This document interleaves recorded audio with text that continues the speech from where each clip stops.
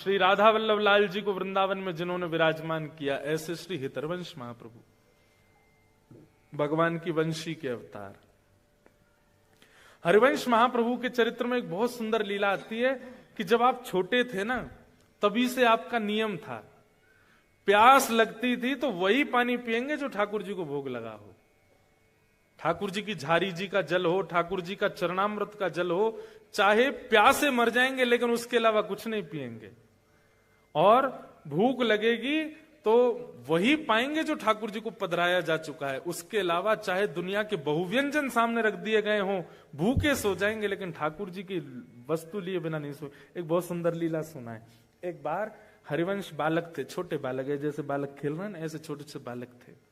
तब से उनका नियम था कि उनके पिताजी के जो सेवा के ठाकुर जी थे वो पूरे दिन उनको ही देखते रहते थे। पूर्व जन्म का उनको याद रहता था कि मैं निकुंज की एक सखी हूं, वंशी सखी, वंशी अली।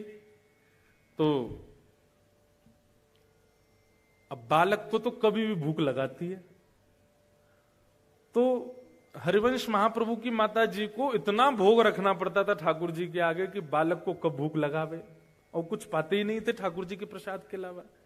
लेकिन एक दिन हरिवंश बालक को रात्रि अर्धरात्रि में रोने लगे, सोते सोते। माता जी पिताजी के बीच में सो रहे थे, सोते सोते रोने लगे। माँ पिता उठ गए, क्या हुआ बालक, क्या हुआ क्या हुआ, क्यों रो रहे हो? भूख लगी है।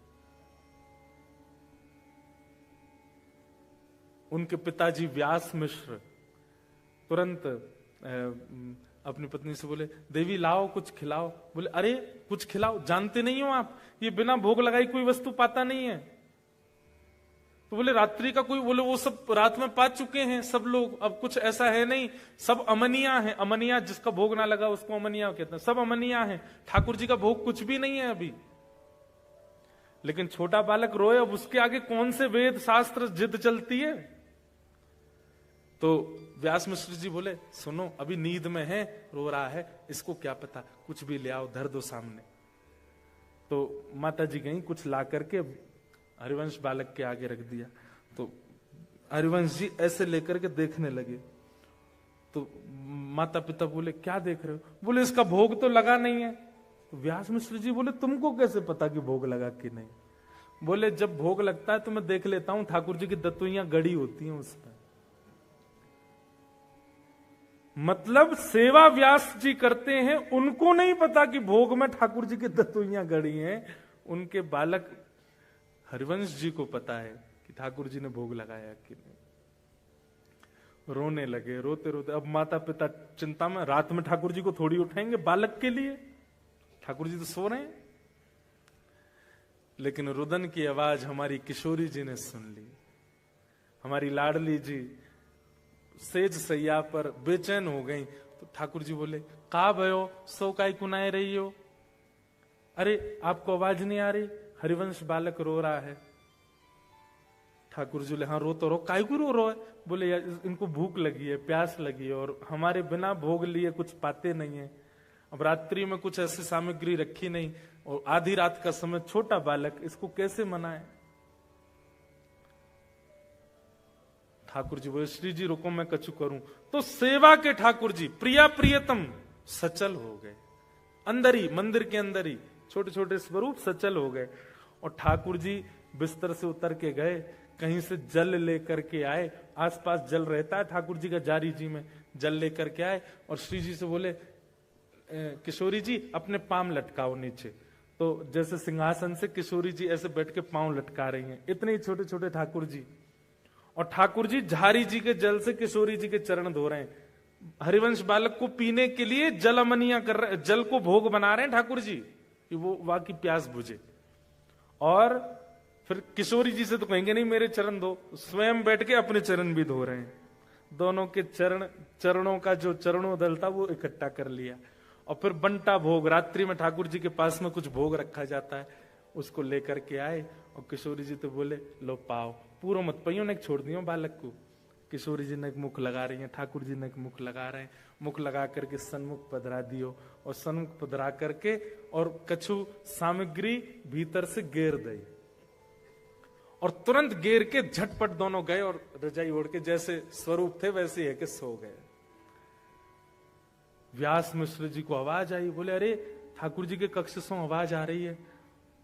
गए, जैसे धीमे से गए तो सामग्री जो गिर गई थी नीचे, कुछ खिलौने होंगे ठाकुर जी के, वो उठा के ऐसे पर्दा हटा के ऊपर धरन लगे। तो वहीं क्या देखा, बिना ठाकुर जी के उठाए ठाकुर जी के चरणों का चंदन मिश्रित जल एक पात्र में रखा है और ठाकुर जी के मुंह से टूटे भय लड्डू, जो रात में साबुत लड्डू रखे थे, वो लड्डू फूटे भय एक पात्र में रखे हैं। देख करके व्यास मिश्र जी समझ गए। क्या समझ गए? बोले ठाकुर जी को चिंता हो गई, बालक रो रहा है, तो अपने आप ही उठ के अपने पैरन को आचमन और भोग लगा के धर दियो है। लेकिन व्यास मिश्र जी बोले पूर्णता तो तब पता चले जब हरिवंश बालक देख ले भोग, उसको ही पता चलता है कि भोग लगा कि नहीं। लेकर के गए, लो बालक पाओ। तो हरिवंश जी ने जैसे ही देखा, हाँ ठाकुर जी का भोग लगाया, तुरंत पा गए। ठाकुर जी का चरणोदल ले लिया।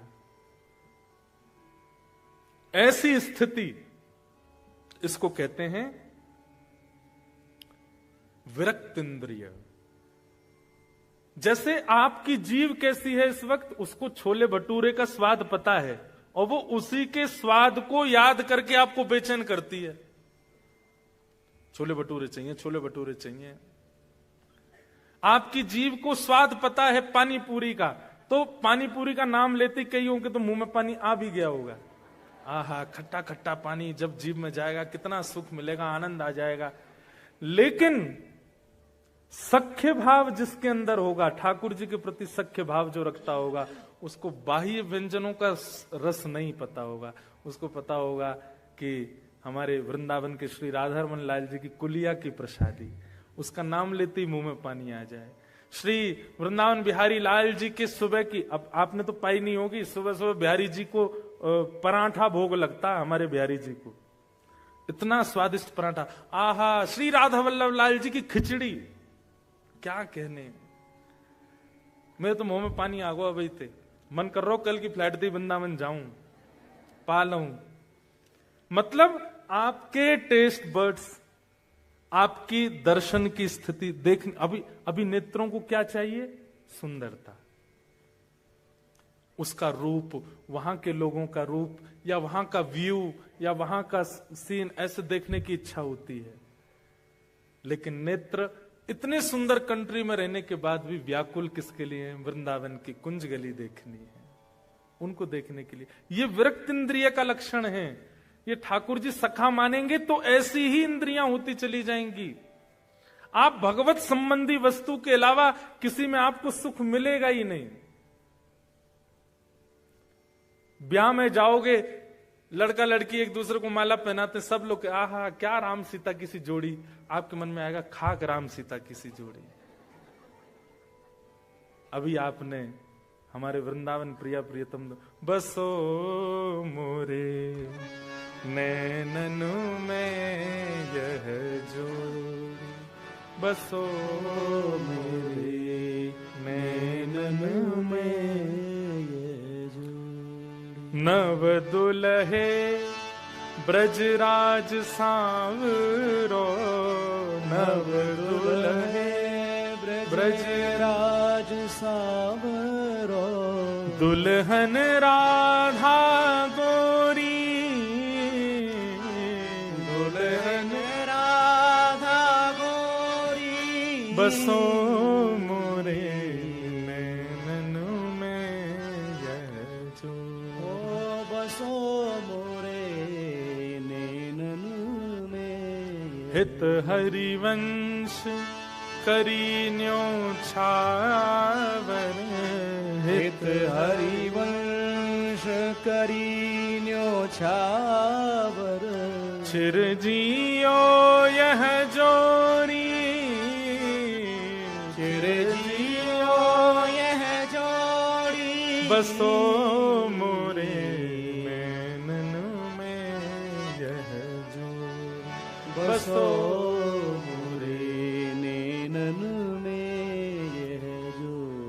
क्या निवेदन कर रहे थे? सखा के 3 लक्षण होंगे। पहला विरक्त इंद्रिय, उसकी इंद्रियां केवल कृष्ण रस चाहती हैं। दूसरा प्रशांत, भगवान का सखा कम बोलने वाला हो, ज्यादा बोलने वाला नहीं, मतलब बाह्य चर्चा ज्यादा ना करे, कम बोले, थोड़ा मौन रहे, शांत रहे। ठाकुर जी को शांत व्यक्ति बहुत प्रिय है। ठाकुर जी को बोलने वाले प्रिय क्यों नहीं है? ठाकुर जी खुद ही बोलता रहेगा, मेरी सुने कोई ना। मुंह को तो सुनवे वारो चाहिए, जो खुद शांत रहे, मेरी सुने।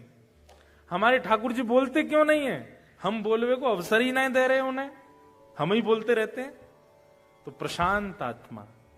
और तीसरा जितेंद्रिय, अपनी इंद्रियों को जिसने वश कर रखा है, जीत रखा है, उसकी इंद्रियां अपनी इच्छा प्रकट नहीं करती, वो जो चाहता है इंद्रियां वही करें।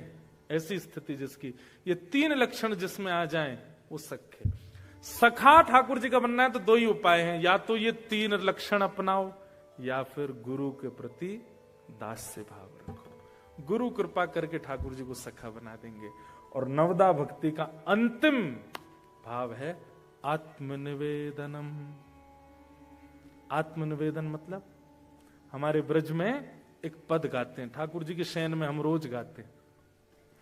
रसिक प्रीतम हित चित की बातें, रसिक प्रीतम हित चित की बातें, श्री गिरधारी जी सो कहिए, श्री गिरधारी जी सो कहिए, तलहटी गोवर्धन की रही, गोवर्धन। आत्मनिवेदनम का मतलब क्या है? जैसे आप लोगों ने अनुभव किया होगा, जैसे किसी दिन मन भारी हो जाता है, आप क्या करते हो? आप बहुत बेचैन हो। अब आपको पूरी दुनिया में एक ही व्यक्ति दिखता है जिससे आप बात करके मन को हल्का कर सकते। अब आप उसको फोन लगाते हो, उससे बात करते हो, अपनी पूरी बताओगे, आज मेरे साथ स्कूल में ऐसा हुआ, कॉलेज में ऐसा हुआ, या जहां भी जैसा हुआ, फिर मन शांत करो। पर आपकी स्थिति क्या हो जाए, आप अपने कॉलेज से, स्कूल से, जॉब से दौड़े सीधे घर के लिए, और तुरंत अपने ठाकुर जी के सन्मुख बैठ करके एकांत में और ठाकुर जी से अपनी सारी चर्चाएं। हमारे श्री रामसुख दास जी महाराज कहते थे, ठाकुर जी से चर्चा करना, इसी को आत्मनिवेदन कहते हैं। अगर नवदा भक्ति आपके चित्त में, अष्ट भक्ति नहीं आई है, और आप ठाकुर जी से चर्चा करोगे, तो आपके मन में पाषाण भावना ही रहेगी ठाकुर जी के प्रति। लेकिन अष्ट भक्ति अगर आपके चित्त में प्रकट हो चुकी है, उसके बाद जब आप नवम भक्ति प्रकट करोगे, ठाकुर जी से अपने हृदय की चर्चा करोगे, नाथ कुछ नहीं करना, केवल यहां से प्रारंभ करना। कैसे? ठाकुर जी हम जा रहे हैं, सुबह ही बता दो कहां जा रहे हैं। जॉब पे जा रहे हैं, आज ऐसे ऐसे क्लाइंट्स आने वाले हैं। एक बात बताएं, घपला भी करने वाले हो ना, वो भी बता के जाओ। सही बता रहे हम। एग्जाम में चीटिंग भी करने वाले हो ना, तो वो भी बता के जाओ। ठाकुर जी पीछे वाला मेरे जो रोल नंबर होगा ना, उसको ज्यादा आता है, मैं उससे पूछूंगा, थोड़ा वो 1-2 क्वेश्चन पूछूंगा, तीसरा नहीं, ज्यादा नहीं, हाँ सब बता जाओ ठाकुर जी। जो आप माता पिता को भी नहीं बता के गए वो बता जाओ। आपके जॉब से रिलेटेड हो, आपके कर्म से रिलेटेड हो, आपकी पढ़ाई से रिलेटेड हो, आपके संबंधों से रिलेटेड हो, आपके दिनचर्या से रिलेटेड। आत्मनिवेदनम। आत्मनिवेदन के 2 भाव हैं। पहला भाव तो ठाकुर जी से चर्चा, पूरे दिन की बातें बता जाओ, आज क्या क्या करने वाले हो, और रात्रि में आकर के फिर पूरे दिन का फिर बताओ, आज क्या क्या किया, वहां गए थे, ऐसा हुआ, यहाँ पे हमको लॉस हो गया, उसने मेरे को ऐसा बोला, ऐसा हुआ, नाथ अब ये ऐसा ऐसा करके मैं आ गया, बाहर मैंने क्या खाया, क्या पिया, ये भी बता दो। हमारे श्री रामसुखदास जी महाराज सामान्य व्यक्ति नहीं थे। भारत की संत परंपरा के धरोहर यदि कहें तो कोई अतिशयोक्ति नहीं। वे कहते हैं कि अपने घर से जाते समय और घर को लौट के आते समय अपने ठाकुर जी से वार्ता जरूर किया करो, और एकांत में, किसी को पता ना चले, बोलो। एक दिन वो आपका नियम ऐसा बन जाएगा कि ठाकुर जी के सन्मुख जब आप आत्मनिवेदन करेंगे तो ठाकुर जी उसका प्रत्युत्तर भी दिया करेंगे। दूसरी बात, आज आप पहले ही बता के गए हो मैं क्या घपला करने वाला हूं, क्या गलत करने वाला हूं, किस पर क्रोध करने वाला हूं, किस पर रोष करने वाला हूं, अपने दोष पहले ही बता करके गए हो, तो जब उस दोष की स्थिति में पहुंचोगे ठाकुर जी कंट्रोल रखेंगे कि वो दोष अतीत में ना हो जाए। अर्जुन ने महाभारत युद्ध का विजय इसलिए बन गया क्योंकि वो एवरीथिंग क्लियर थी उसकी ठाकुर जी के आगे। ठाकुर जी को सब पता था। अर्जुन अपनी इच्छा से कुछ कर ही नहीं रहा है, पहले ही बता दे रहा है ठाकुर जी को, और फिर बताने के बाद ठाकुर जी से कहता है मैं ऐसा सोच रहा हूं, अब कंट्रोल आपके हाथ में। सेनयोर भयोर मध्य रथम स्थापयमेच्युत, मेरे रथ को ले जाइए बीच उभय सेना में ले जाकर खड़ा कर दीजिए, मैं ऐसा ऐसा करना चाहता हूं, बाकी इच्छा आपकी चलेगी। करिष्ये वचनम तव, आप जो कहोगे मैं वो करूंगा। आपने अपनी भावना बता दी, अब ठाकुर जी की जिम्मेवारी है उसमें क्या उचित क्या अनुचित ठाकुर जी करवाएंगे। ये आत्मनिवेदन है। आत्मनिवेदन का दूसरा रूप क्या है? ऐसी भावना चित्त में धारण करना कि ये देह केवल माध्यम है, इसके भीतर जो आत्मा बैठी है मुझे उसका उद्धार करना है। समझ रहे हैं मेरी बात को?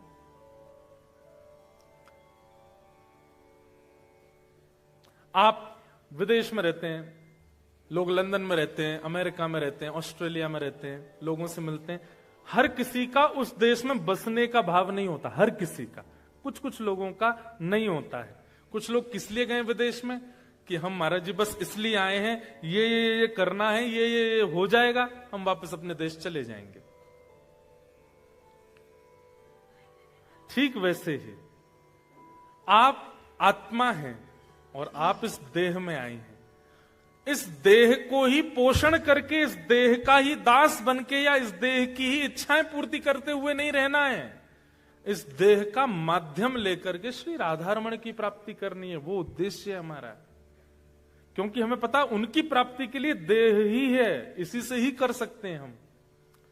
हाथों से करताल बजा के, पैरों से प्रदक्षिणा करके, नेत्रों से देख करके, कानों से सुन करके, मुख से गा करके, हृदय से सद्भावना रख के, बुद्धि से सत्क्रिया करके हमको केवल इस आत्मा को परम तत्व में विलीन करना है। इसको कहते हैं आत्मनिवेदनम।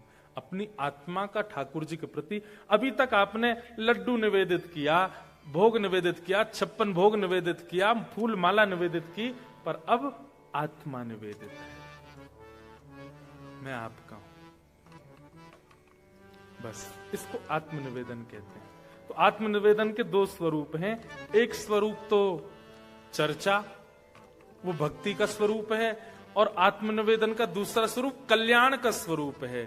ठाकुर जी के सन्मुख ये भाव रखना कि नाथ, देह तो माध्यम है, वास्तव में इस देह के माध्यम से प्राप्ति आपकी करनी है आत्मा को। मैं तो इसका केवल सहारा ले रहा हूं, खा करके, देख करके, सुन करके, चल करके, फिर करके, बस। ये प्रवचन में तो अच्छी लगती हैं बातें, पर क्रिया में कोई नहीं करता। क्रिया में मत कीजिए।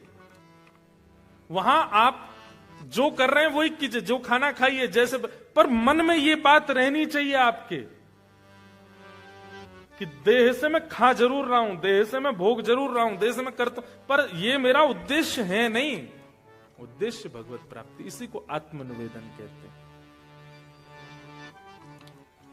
ये आत्मनिवेदन के दो स्वरूप, श्रवणम कीर्तनम विष्णु, स्मरणम पाद सेवनम, अर्चनम वंदनम दास्यम, सख्य आत्मनिवेदनम। बोलो वृंदावन बिहारी लाल की जय। नवदा भक्ति पर दिस वॉज द शॉर्टेस्ट प्रवचन। ये सबसे कम था। 9 दिन भी बोला जाए तो भी नवदा भक्ति पर कम होगा। अच्छा, एक नवदा भक्ति का एक स्वरूप और है, पता है? नवदा भक्ति के सतयुग त्रेता द्वापर में कौन कौन आचार्य हुए जिन्होंने इन भक्तियों से भगवान को प्राप्त किया, फिर उन पर प्रवचन होता, वो और अद्भुत होता। श्रवण भक्ति के आचार्य कौन है, कीर्तन भक्ति के आचार्य कौन है, पाद सेवन भक्ति के आचार्य कौन है, फिर उन आचार्यों पर चर्चा चलती। तो वो तो बहुत बृहद प्रसंग है, पर एक शॉर्टेस्ट प्रवचन नायरोबी में आज नवदा भक्ति पर पूर्ण हुआ।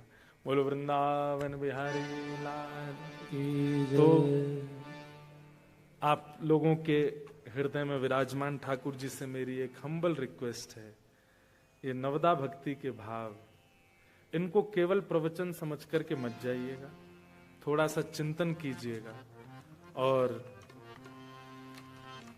जैसा कि मैंने पहले दिन कथा में कहा था कि भारत में रहकर के भजने वाले को ठाकुर जी देखते होंगे, पर इतनी दूर रहकर के विपरीत अवस्था में रहकर के ठाकुर जी को भजने वाले को ठाकुर जी निश्चित देख के प्रसन्न होते होंगे।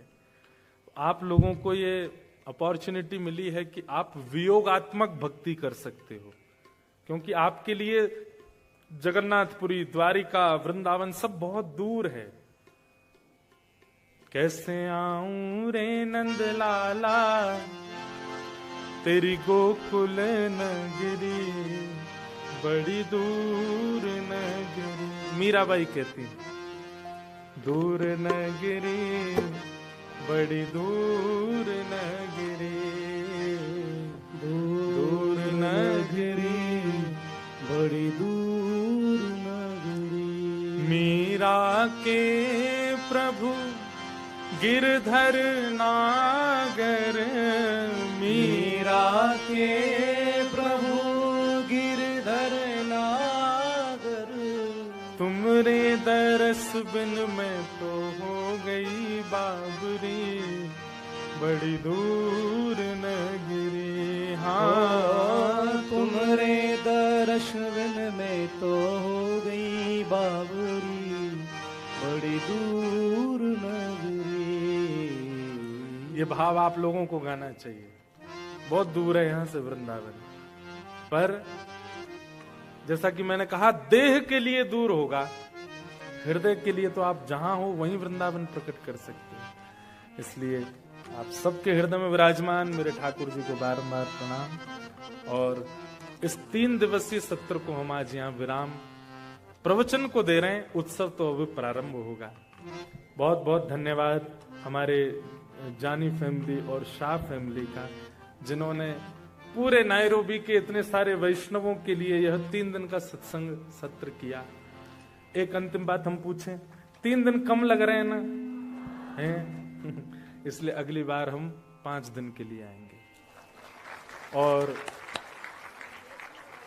हैं? क्या 7 नहीं, हम 5 दिन कथा करेंगे, फिर बाकी के दिन चुपचाप घूमेंगे।